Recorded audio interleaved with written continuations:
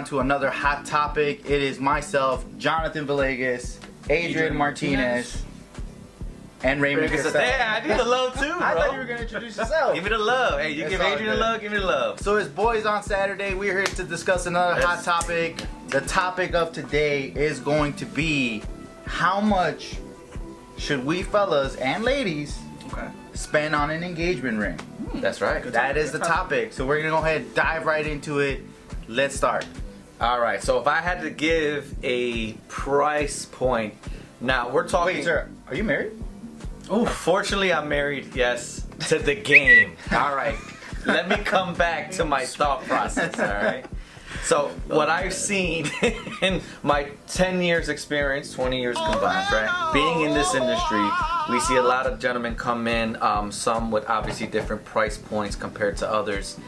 And the one common denominator that I found amongst all these gentlemen and young ladies is the average price point you should spend on an engagement ring is, you ready? Drum roll.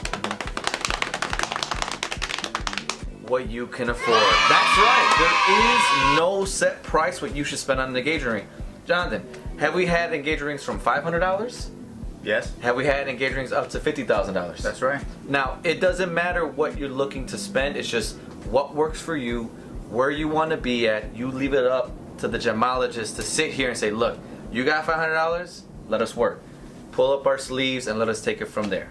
But in the defense of the public, it is said that you need to save 3 months worth of your salary to be able to afford the perfect engagement ring, or what is thought to be, you know, I guess the normal average acceptable range. amount. The acceptable amount for an engagement ring. Right. So let's ask a gentleman who is new, Mr. Adrian Martinez, our new project manager. Give it up, ladies and gentlemen. Give it up for the new project manager. Now, coming into this industry, my guy. Right. You went through this process without really knowing too much. Right. What did you say to yourself, I gotta put together this amount, thought process wise? I mean, it was definitely the same thing that John just mentioned. Ring shopping, which, I mean, I guess I had a good idea going into it because I actually went with my wife like the whole time. Smart man. You know, her opinion. We Smart man. bounced ideas off of each other, but it was definitely the whole 3 months worth of, check, salary, whatever you want to say. But, at the end of the day, it came down to what was financially comfortable for both of us. Right. That's So right. I mean, that is the main point. Whatever you can come to an agreement with, whether it's just yourself, your significant other, whatever it is, as long as you are comfortable with it financially, as long as it makes sense to you financially, that's the main goal. So if we ask the money question, Okay.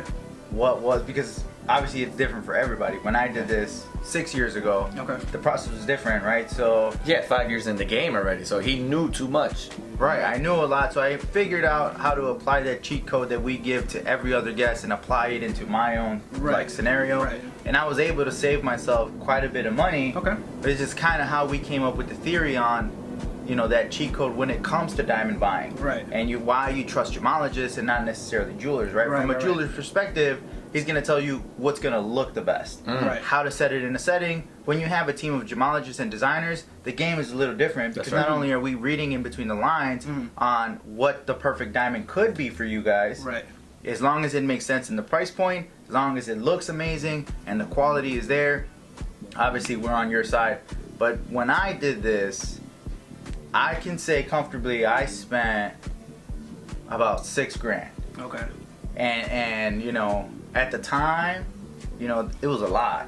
Like I was on a 12-month plan, like to pay it off. Okay. It was hard. And I was the collector. No, I'm just kidding. Just kidding. Totally It kidding. was hard, So I've been there, I've been there, but and even then, $6,000, I didn't go by the rule of 3 months salary. It was more or less like, what do I know I can pay? Right. It's all about that. So that's why this topic is not controversial, but it's interesting to hear from two people who have gone through this process. Right. Yeah.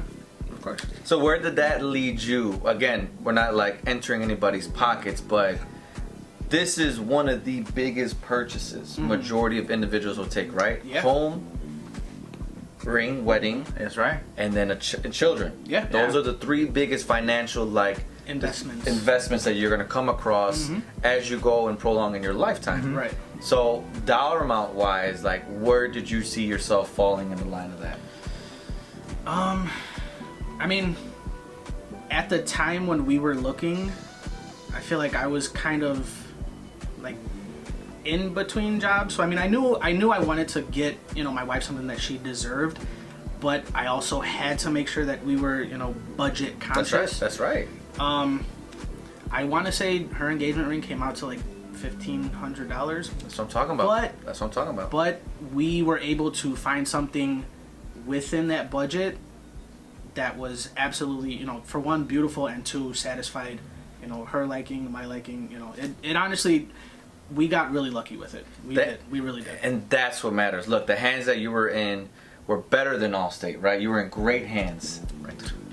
That's right. So the problem that we see, you kind of gave it to me, right? We see a lot of people thinking that they have to spend a certain amount, right? John, Right. we can tell the audience how many times a guy is like, I got to save up to that 10 grand. I got to save up to that 15 grand. It's like, look, if you were to give us a 3,000, a 5,000, we can truly make magic happen the same way that Mr. Amar was treated, right? He had, look, this is where I'm at, this is what I want to do, this is what I want to showcase to my loved one. What can we make happen? And the guy that you were working with at the time really said, look, let's put this together, right? Let's apply the pieces that we have for this puzzle, and let's make this beautiful artwork. And so that's what we need to, I think, really focus on here is any price point can really work.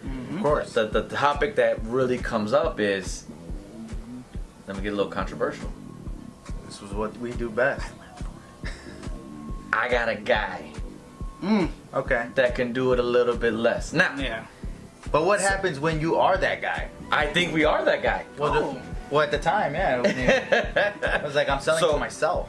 Like, I just put a mirror in front of the desk. I was like, what do you want? That's right. Yeah, so I mean, the one thing, the biggest thing that John and I have witnessed in over the 20 years combined is online competitors. And we can tell you countless stories of a guy coming in, I got this for 3,000 less than what you get in this industry. If it's too good to be true, 9 times out of 10, it's too good to be true. Right. Because the market is the market. Diamonds are set price across the board. And we've experienced that they got it for 2 or 3 grand less, but they legitimately got what they paid for. Right. Yeah. So again, it's like Jonathan said earlier, knowing somebody, feeling comfortable with your price point, like Mr. Amar said, and then trusting and confiding in those individuals to make sure that you got, you know, everything that you can possibly get for that price point. Right. That's right.